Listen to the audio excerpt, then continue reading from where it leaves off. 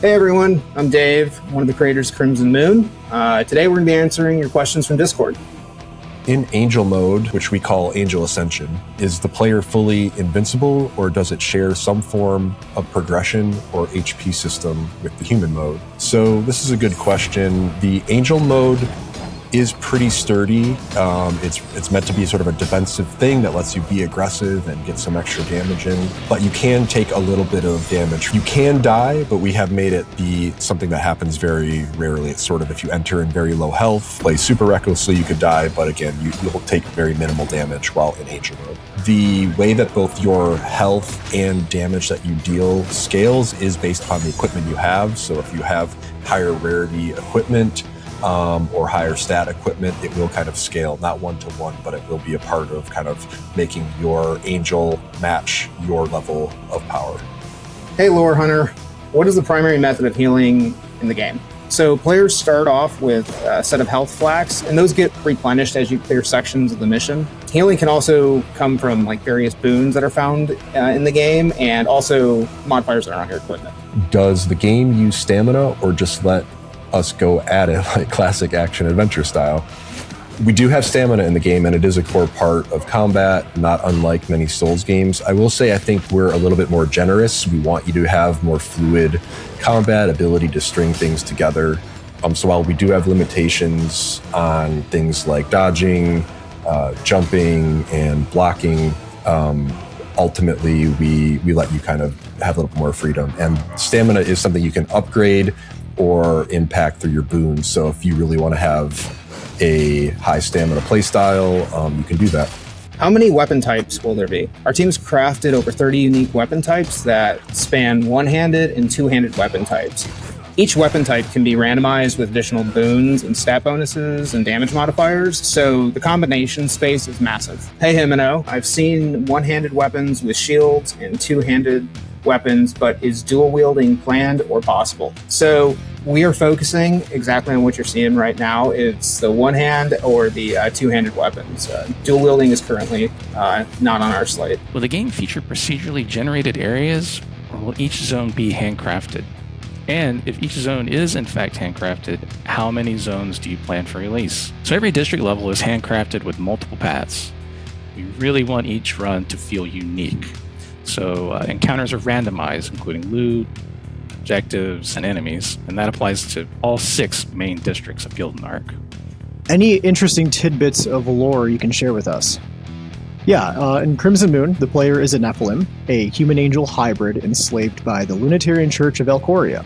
They're a religious organization that worships a lunar deity, and just lore in general is presented from a myriad of perspectives, so we encourage players to study the lore and attempt to fit the puzzle pieces together to learn more about the world they're in. So my hero Kevin asks, is there any trading in co-op? So we don't support trading directly, but you can drop things that your teammate can pick up, and there are multiple drops that can happen from each lootable or treasure chest, and so there is a little bit of sort of bartering, ability to swap items kind of indirectly through the environment. So there's definitely some coordination, but it's not really a core part of the game experience. You can't purposely drop from your inventory. There really isn't like a traditional concept of an inventory. We do have a bag slot system where you can actually take additional items that maybe you don't want to equip right now, but you do want to take back and purify in the hub. What will the solo experience be compared to the co-op play experience? So in co-op, since we have more people fighting, we do things like scaling more enemies, increasing difficulty, so we can balance co-op a little better. All right, what sorts of things are unlocked in meta progression versus what is only in run progression? And what do you lose and what do you keep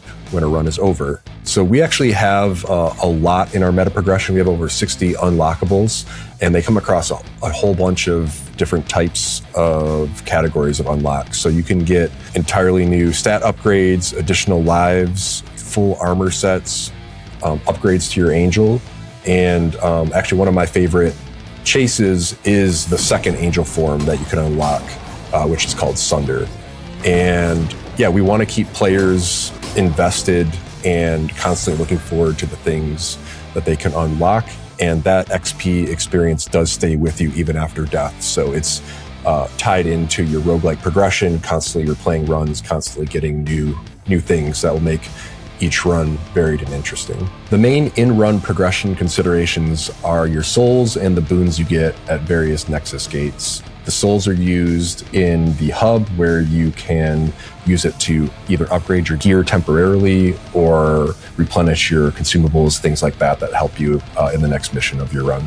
We tie the soul's currency to the things that are more temporary run focused, whereas the gold that you're getting is more of your permanent long-term upgrading currency. Would there be any collectible journal pages or something similar that explains the world of Crimson Moon?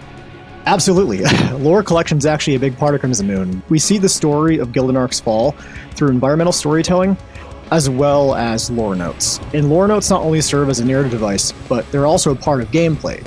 So collecting lore collections, go to the library, and they'll unlock new dialogue from the librarian Merida, and also add new boons that will appear during your run. So we've got incentives for the lore buffs as well as strategists. Will there be shops in the game? For example, can players buy consumables or throwable weapons, or is everything obtained during each run?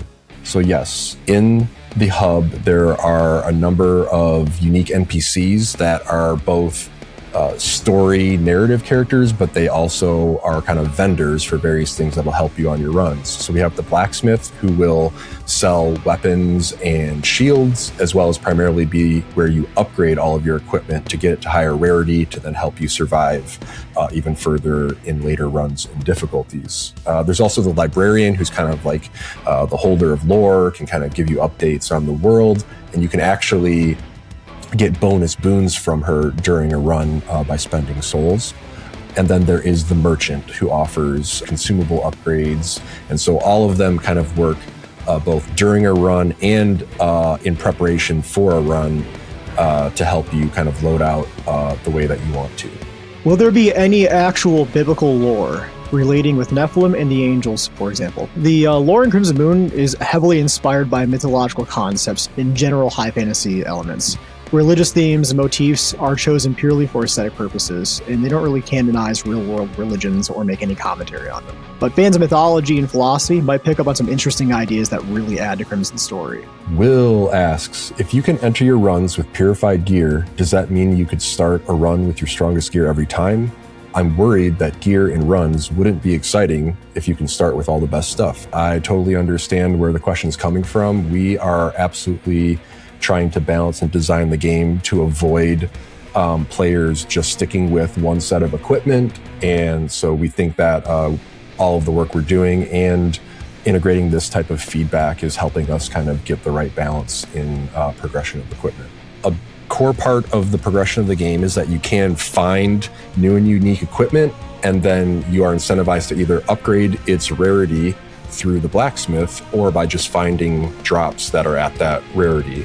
And it's important because it's kind of part of the roguelike structure of the game, building up your base power, which gives you base survivability, which helps you eventually complete a full run and complete the final boss. When you do kind of hit the upper tier and you do complete a run, we have many difficulty levels that are a big part of the progression of the game, and we incentivize you to go to the next difficulty level by capping the rarity that you can hit at each rarity level. So in order to get full legendary equipment, you do need to go to the higher difficulty runs to either get that or be able to upgrade your equipment. And so we find that there's a nice balance here where, yes, eventually if you play long enough, you will get all legendary gear, and that may make you way more powerful when you go back to the lower rarities, but we think it's a nice trade-off to give people a sense of progression and value for upgrading their equipment. Will there be secrets and surprise maps like doors that lead to other areas? We don't want to give away too much. We reward you for exploration in Crimson Moon, so you might stumble on secrets, lore, and other story surprises hidden across the districts of Gildenark. So keep your eyes peeled. Thank you to everyone who submitted questions. If you want to learn more about Crimson Moon or submit questions for our next AMA, please join the Discord.